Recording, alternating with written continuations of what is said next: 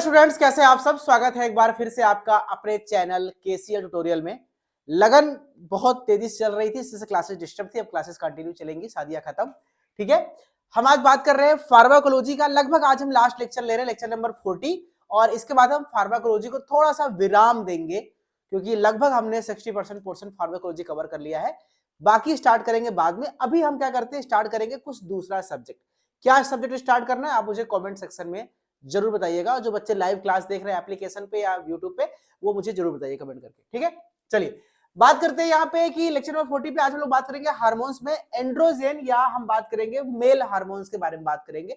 Androgen और oestrogen आपको पता है, androgen is the male hormone and estrogen is the female hormone. Androgen की बात करते हैं। सबसे पहले बात करें नेचुरल एंड्रोजन। हमारे सबसे पहले बात करते हैं कि हमारे बॉडी में जो हार्मोन्स है नेचुरली वो कहां से निकलते हैं। जो हमारे बॉडी का सबसे मेन हार्मोन जो एंड्रोजन हार्मोन है मेल का, दिस इज कॉल्ड टेस्टोस्टेरॉन। और टेस्टोस्टेरॉन कहां से निकलता है, ये लेडिक सेल से निकलता है, लेडिक सेल से निकलता है। ठीक है, उसके बाद क्या बात करते हैं, जो टेस्टिस है, टेस्टिस के अंदर पाया जाता है लेडिक सेल और उससे निकलता है। टेस्टिस जो है लगभग 5 से 12 milligram, 5 to 12 milligram mg per day testosterone release करता है। ध्यान दीजिएगा, टेस्टोस्टेरॉन नेचुरली करीब 5 से 12 मिलीग्राम तक रिलीज होता है। ये 5 से कम होता है तो बीमारी होती है, 12 से ज्यादा होता है तो कुछ और दिक्कतें पैदा करता है। ठीक है, और ये जो टेस्टोस्टेरॉन है ये हमारे बॉडी में एज अ टेस्टोस्टेरॉन नहीं रहता है। टेस्टोस्टेरॉन बना, टेस्टिस में रिलीज हुआ, लेकिन रिलीज होने के बाद ये एक्टिव, ये टेस्टोस्टेरॉन एक तरह का प्रो हार्मोन है, ये एक्चुअल हार्मोन नहीं है, ये प्रो हार्मोन है। ये बाद में कन्वर्ट होता है किसी दूसरे एक्टिव फॉर्म में जिसका नाम होता है DHT, डाईहाइड्रोटेस्टोस्टेरॉन होता है। और ये इसकी बात की जाए डाईहाइड्रोटेस्टोस्टेरॉन की, तो ये कैसे कन्वर्ट होता है, by the enzyme 5 alpha reductase. ये दो प्रकार के होते हैं, 1 और 2 बताऊंगा आगे। 5 अल्फा रिडक्टेज इस एंजाइम के जरिए क्या होता है, ये कन्वर्ट होता है हमारे testosterone. Aromatase converts testosterone to estradiol. देखिए ये जो आपका मेल हार्मोन जो है ये फीमेल हार्मोन में भी कन्वर्ट हो जाता है। एंड्रोजन जो है वो एस्ट्रोजन में भी कन्वर्ट हो जाता है। एक एंजाइम पाया जाता है इसका नाम होता है एरोमेटेज। ये एरोमेटेज क्या करता है, टेस्टोस्टेरॉन को एस्ट्राडायोल में कन्वर्ट कर देता है। ये कन्वर्ट क्यों होता है, ये इंपॉर्टेंट होता है फॉर GnRH, LH और FSH के फीडबैक मैकेनिज्म के लिए जरूरी होता है। कभी कभी अगर ये ज्यादा होने लगे किसी मेल में तो उसके अंदर फीमेल्स कैरेक्टर डेवलप होने लगते हैं, फीमेल्स में होने लगे तो मेल कैरेक्टर डेवलप होने लगते हैं। ठीक है, और कुछ वीक एंड्रोजन भी होते हैं जो हमारे एड्रिनल ग्लैंड से निकलते हैं, जिसको हम लोग DHEA बोलते हैं। एंड्रोस्टेरोडायोन होते हैं, ये वीक एक्टिविटीज करते हैं, केवल टेस्टोस्टेरॉन कन्वर्ट करते हैं। ठीक है, ये इसका काम बहुत खास नहीं होता। वुमेन्स में भी एंड्रोजन रिलीज होते हैं कुछ अमाउंट में, जैसे कि ओवरी और एड्रिनल ग्लैंड से दोनों से मिलाकर कुछ अमाउंट में एंड्रोजन जो है वो फीमेल्स में भी रिलीज होते हैं, और फिर वो रिलीज होने के बाद इसी एरोमेटेज एंजाइम के द्वारा एस्ट्रोजन में कन्वर्ट हो जाते हैं। रेगुलेशन की बात करें कि हमारे बॉडी के कौन कौन से हार्मोन्स, कौन कौन से सेल्स टेस्टोस्टेरॉन या एंड्रोजन के रिलीज को कंट्रोल करते हैं। सबसे पहला हमारा जो ल्यूटिनाइजिंग हार्मोन होता है ये रिलीज होता है, ये लेडिक सेल को एक्टिवेट करता है और लेडिक सेल जो है टेस्टोस्टेरॉन को रिलीज करता है। तो पहली बात की जाए तो टेस्टोस्टेरॉन का रिलीज जो है वो ल्यूटिनाइजिंग हार्मोन और लेडिक सेल से है। दूसरा जो फॉलिकुलर स्टिमुलेटिंग हार्मोन होता है FSH, ये सर्टोली सेल को एक्टिवेट करता है और सर्टोली सेल में by the process of spermatogenesis जो है टेस्टोस्टेरॉन का फॉर्मेशन होता है, स्पर्म का फॉर्मेशन होता है। और वही टेस्टोस्टेरॉन और एस्ट्राडायोल जो है दोनों GnRH और LH के रिलीज को इनहिबिट करते हैं। ये एक तरह का नेगेटिव फीडबैक मैकेनिज्म है। ठीक है, और इनहिबिन जो एक होता है ये भी हमारे FSH के रिलीज को डाउन करता है। ये आप रेगुलेशन समझिए, कौन से एंजाइम बढ़ने से कौन से एंजाइम घटता है, कौन से एंजाइम घटने से कौन से एंजाइम बढ़ता है, इससे बोलते हैं फीडबैक मैकेनिज्म या फीडबैक रेगुलेशन एक्चुअली इसको बोलते हैं। ठीक है, आगे बात करते हैं हम लोग। अब एक्शन की बात करें तो टेस्टोस्टेरॉन क्या काम करते हैं, सबको पता है टेस्टोस्टेरॉन मेल्स में जितने भी सेक्सुअल कैरेक्टर्स होते हैं, जो प्यूबर्टी होती है, जो कहते हैं हिंदी में कहें तो जो पुरुषों में जवानी आती है, जो वो यंग होते हैं, एडल्ट होते हैं, वो सारे कैरेक्टर्स जो होते हैं वो टेस्टोस्टेरॉन डेवलप करता है। इसके अलावा बहुत सारे काम है, जैसे कि पहले एंड्रोजेनिक या सेक्स ऑर्गन या सेकेंडरी कैरेक्टर को डेवलप करता है, ये पहला फंक्शन है। सेक्स ऑर्गन मतलब आपके जो पेनिस होता है उसका साइज को डेवलप करेगा, टेस्टिस साइज डेवलप करेगा, खास तौर पे पेनिस के अंदर या टेस्टिस के अंदर स्पर्म का फॉर्मेशन शुरू होता है, ये मेन काम है। उसके अलावा कुछ सेकेंडरी कैरेक्टर जैसे कि दाढ़ी मूंछ का आना, कंधे का बड़ा होना, आवाज का भारी होना, ठीक है, जेनिटल पार्ट्स में हेयर का डेवलप होना, ये सब सेकेंडरी कैरेक्टर होते हैं। जैसे कि प्यूबर्टी चेंजेस क्या है, growth of penis, scrotum, prostate, pubic axillary, beard hair, voice deepens, acne, libido, aggression, गुस्सा आना, क्रोध आना, सेक्स की डिजायर होना, ये सारे के सारे जो कैरेक्टर है वो एंड्रोजन के कैरेक्टर है। फीटस में देखा जाए तो मेल जेनिटल जो होते हैं डेवलपमेंट होते हैं बच्चे के, ये भी इसके जुड़ा होता है, ठीक है। टेस्टिस के अंदर बात करें, टेस्टोस्टेरोन टेस्टिस में कैसे काम करता है, तो टेस्टिस में by the process of spermatogenesis इसका फॉर्मेशन होता है। मॉडरेट डोज अगर टेस्टोस्टेरोन कम है तो ये ल्यूटेनिक हार्मोन को डाउन करेगा, जिससे टेस्टिकुलर एट्रोफी हो सकती है। ज्यादा डोज अगर आपको मिल गया टेस्टोस्टेरोन का तो ये आपके सपोर्टिंग इफेक्ट्स को इफेक्ट कर सकता है। एनाबॉलिक एक्शन की बात करें, एनाबॉलिक का मतलब हमारे शरीर में ग्रोथ फैक्टर में कैसे काम करता है, तो सबसे ज्यादा ग्रोथ फैक्टर ये बोन का ग्रोथ करता है, हड्डियों में ग्रोथ करता है, प्यूबर्टल स्पॉट्स करता है, मसल मास को बढ़ाता है, बॉडी के वेट को इंक्रीज करता है टेस्टोस्टेरोन।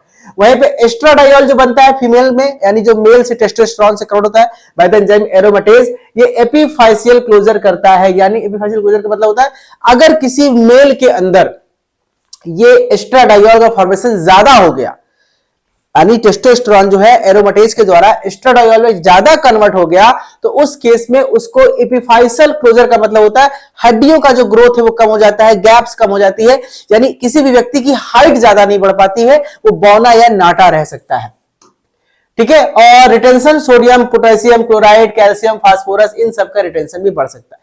एरिथ्रोपोइसिस में भी हेल्प करता है, जी हाँ, हमारी बॉडी में ये आपके आरबीसी को डेवलप करता है, आरबीसी काउंट को बढ़ाता है टेस्टोस्टेरोन, तो ये एरिथ्रोपोइसिस भी प्रोसेस करता है। मैकेनिज्म की बात करें तो मैंने कहा था कि टेस्टोस्टेरोन एक तरह का प्रो हार्मोन होता है, ये एक्टिव फॉर्म में नहीं इनएक्टिव फॉर्म में है, ये हमारी बॉडी में जाके डीएचटी में जब कन्वर्ट होता है by the enzyme 5 alpha reductase, तो ये एक्टिव फॉर्म में आता है। अब ये जो डीएचटी है ये एंड्रोजन रिसेप्टर से जाके बाइंड करता है, इसकी हायर एफिनिटी होती है, और वो न्यूक्लियर रिसेप्टर से बाइंड करके जीन ट्रांसक्रिप्शन करता है और बाकी अपना आगे का प्रोसेस करता है। मैंने कहा था कि जो एंजाइम होता है 5 अल्फा रिडक्टेज आइसो एंजाइम, ये दो प्रकार के होते हैं, आपको बताया था, एक टाइप 2 एक टाइप 1। पहले टाइप 2 की बता रहा हूं क्योंकि टाइप 2 जो है वो जेनिटल से निकलता है, स्किन से, प्रोस्टेट से, यहां से निकलता है, और इसकी कमी से मेल में सीडो हर्मोफ्रोडिटिज्म हो सकता है। और टाइप 1 जो है वो नॉन जेनिटल ऑर्गन से निकलता है, जैसे कि लीवर, नॉन जेनिटल स्किन, इन सब से निकलता है, ठीक है। तो कहां से निकलते दोनों एंजाइम, ये आपको देखना, याद रखना आपको जरूरी है। काइनेटिक की बात कर ले तो क्योंकि नेचुरल हार्मोन है तो टेस्टोस्टेरोन जो है वो ओरली अगर आप देते हैं टैबलेट के फॉर्म में तो वो इनएक्टिव होता है, क्योंकि बहुत ज्यादा इसका फर्स्ट पास मेटाबॉलिज्म होता है। इंजेक्शन के फॉर्म में देते हैं अगर आपको देना है तो 98% जो है वो SHBG से बाइंड करता है। What is SHBG?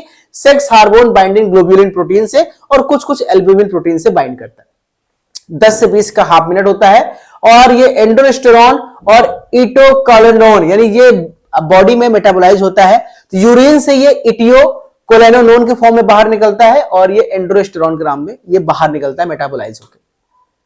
प्रिपरेशंस की बात कर ले, अगर नेचुरल हार्मोन किसी व्यक्ति के अंदर टेस्टोस्टेरोन कम बन रहा है, प्यूबर्टी डेवलप नहीं हो पा रही है, इरेक्टाइल डिसफंक्शन हो रहा है, उस केस में हमें उसे इंजेक्शन या टैबलेट्स देना पड़ता है। इंजेक्शन की बात करें तो प्रिपरेशन में इंजेक्शन में ईस्टर जो इसके फॉर्म आते हैं लॉन्ग एक्टिंग होता है, जैसे टेस्टोस्टेरोन प्रोपियोनेट, इथानेट, साइपियोनेट, सिस्टोनेन और टेस्टोविरोन डिपोट, ये सारे अलग अलग इंजेक्शन के फॉर्म में आते हैं जो हम किसी भी व्यक्ति को देते हैं for the treatment of sexual problems. वहीं पे ओरल टैबलेट्स की बात करें तो मेथिल टेस्टोस्टेरोन, फ्लोक्सिन मेस्टेरॉन ओरली देते हैं, लेकिन इसका नुकसान है ओरल टैबलेट जाके लीवर में मेटाबोलाइज होता है और लीवर में दिक्कत पैदा करता है, ये हिपैटोटॉक्सिक होता है। वहीं पे टेस्टोस्टेरोन अनडिकोनेट जो है ये लिम्फेटिक्स के द्वारा एब्जॉर्ब होता है, इसको हम ट्रांसडर्मल पैचेस के फॉर्म में भी देते हैं, जैसे डीएसटी जेल के नाम पे, जो मार्केट में एंड्राक्टिम के नाम से बिकता है, एंड्राक्टिम टेस्टोस्टेरोन जेल, ये सब दिया जाता है फॉर रिप्लेसमेंट, हम इसको यूज करते हैं। साइड इफेक्ट की बात करें तो अगर आप टेस्टोस्टेरोन ओरली दे रहे हैं तो आपको फीमेल्स के अंदर आपको एक प्रॉब्लम दिख सकती है विरलिजेशन की, ठीक है। फीमेल्स के अंदर बेसिकली सेक्सुअल डेवलपमेंट आ जाएंगे, मर्दों वाली बातें आ जाएंगी, आवाज भारी हो जाएगी मर्दों की तरह, दाढ़ी मूंछ या हेयर एक्सेसिव निकलने लगेंगे, तो इसे बोलते हैं विरलिजाइजेशन, ये दिक्कत इसका साइड इफेक्ट है। पेनफुल इरेक्शन हो सकता है, एक्ने हो सकता है, और ओलिगोजोस्पर्मिया और टेस्टिकुलर एट्रोफी, ये दिक्कतें देखी जा सकती है इन टैबलेट्स को ओरली इस्तेमाल करने पर। वही प्रोसियस प्यूबर्टी इन बॉयज आ सकता है, अगर आपने बच्चों को टेस्टोस्टेरोन दिया तो हो सकता है वो समय से पहले यंग दिखने लग जाए, 12-13 साल की उम्र में ही दाढ़ी मूछ आ जाए, जवान हो जाए, हरकतें ओछी हो जाए, ठीक है, ये चीजें हो सकती है। एडिमा हो सकता है, शॉर्ट एडिशन, सूजन आ सकती है, कोलेस्टिक जॉन्डिस हो सकता है, हेपेटिक कार्सिनोमा भी हो सकता है अगर आपने दवा लंबे समय तक दिया, क्योंकि ये दवाइयां लीवर को नुकसान करती है और लीवर में कैंसर भी डेवलप हो सकता है। गायनिकोमेस्टिका हो सकता है, मैंने आपको बताया था कि अगर मेल्स के अंदर एरोमेटाइजेशन होने लगा, यानी उस हार्मोन की वजह से ये कन्वर्ट हो गया एस्ट्राडायोल में, उसकी संख्या ज्यादा हो गई, तो फीमेल्स की कैरेक्टर डेवलप हो सकते हैं मेल्स के अंदर, इसे गायनिकोमेस्टिका कहते हैं। एसडीएल का लेवल घटाता है, एलडीएल का लेवल बढ़ाता है। कॉन्ट्राइंडिकेशन बात करें तो प्रोस्टेट कैंसर में अगर किसी को मेल में है या ब्रेस्ट कैंसर है, उस केस में आपको ये मेडिसिन इस्तेमाल नहीं करनी है, प्रेगनेंसी के समय आपको इस्तेमाल नहीं करनी है। लीवर किडनी प्रॉब्लम किसी को है तो उसको ये दवाइयां नहीं देनी है। कोई व्यक्ति अगर 65 साल से ज्यादा बूढ़ा है तो उसको तो नहीं देनी है, ठीक है ये। और किसी व्यक्ति को सीकेडी, सीएचएफ या नींद की दिक्कत है, माइग्रेन, एपिलेप्सी का पेशेंट है, तो उसको भी ये मेडिसिन देने से अवॉइड करना है।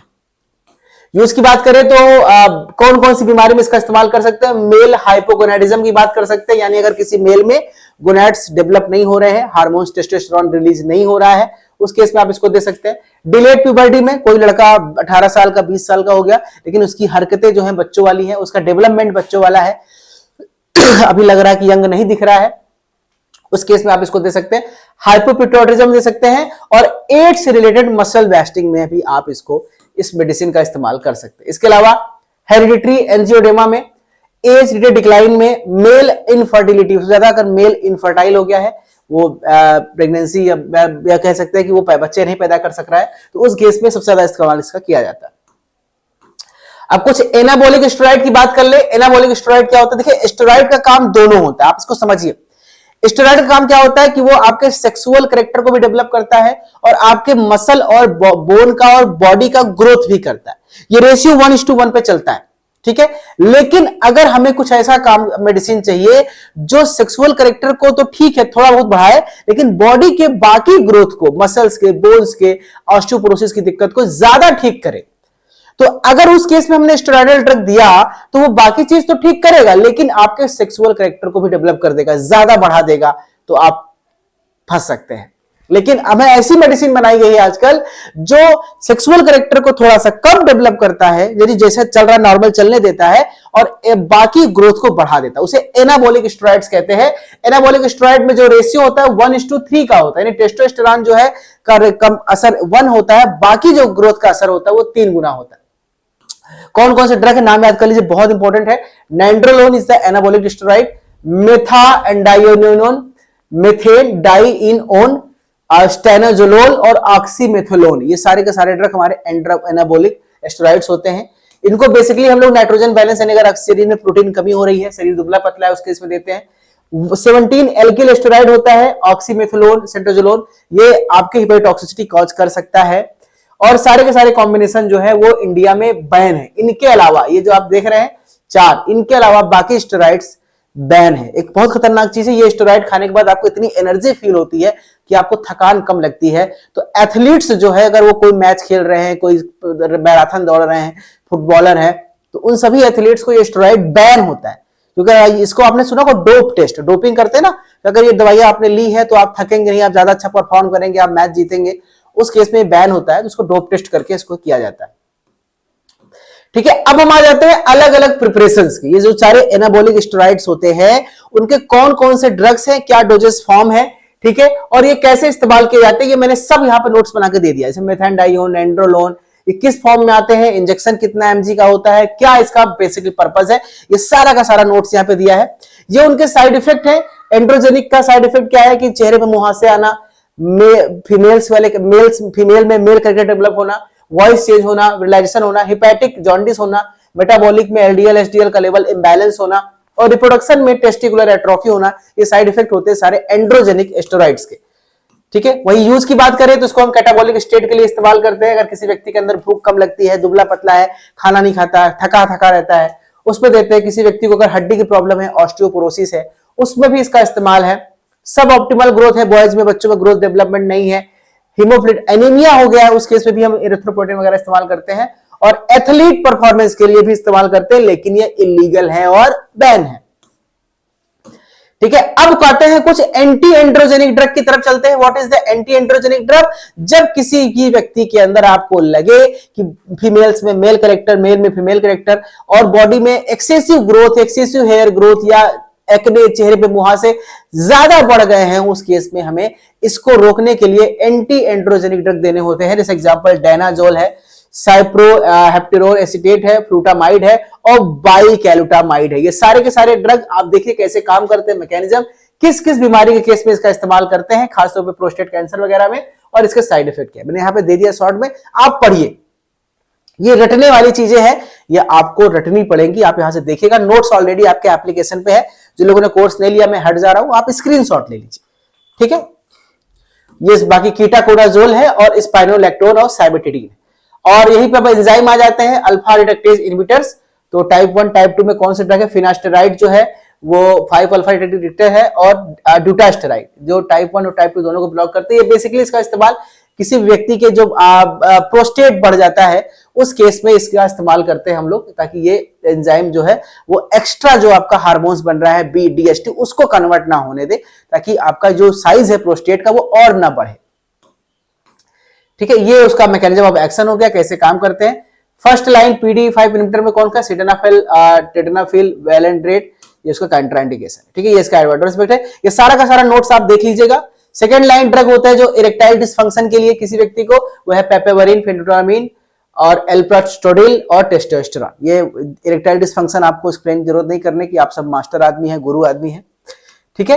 तो ये ओवरऑल अगर हम यहाँ पे एक पूरे चैप्टर को अगर समराइज करें तो सिडेनाफिल जो है वो नाइट्रेट के साथ कंट्राइंडिकेटेड है। आप किसी व्यक्ति को, अगर आप नाइट्रेट चल रहा है या कोई व्यक्ति हार्ट का पेशेंट है, नाइट्रोग्लिसरीन वगैरह खा रहा है, भाई अपने सुख के लिए सिडेनाफिल मत खा लेना, वरना वैसोडाइलेशन हो जाएगा, ब्लड प्रेशर बहुत डाउन हो जाएगा। फिनास्टेरेट जो है वो हमारी बॉडी में डीएचटी के लेवल को घटाता है, लेकिन टेस्टोस्टेरोन के लेवल को नहीं घटाता। क्यों? क्योंकि ये टेस्टोस्टेरोन ही तो कन्वर्ट होता है डीएचटी में, तो ये उस एंजाइम को ब्लॉक कर रहा है जो टेस्टोस्टेरोन को डीएचटी में कन्वर्ट होने से रोकेगा, बढ़ाएगा। इस केस में डायनाजोल एक वीक एंड्रोजन होता है जो हम फीमेल्स में इस्तेमाल करते हैं फॉर एंडोमेट्रियोसिस के लिए।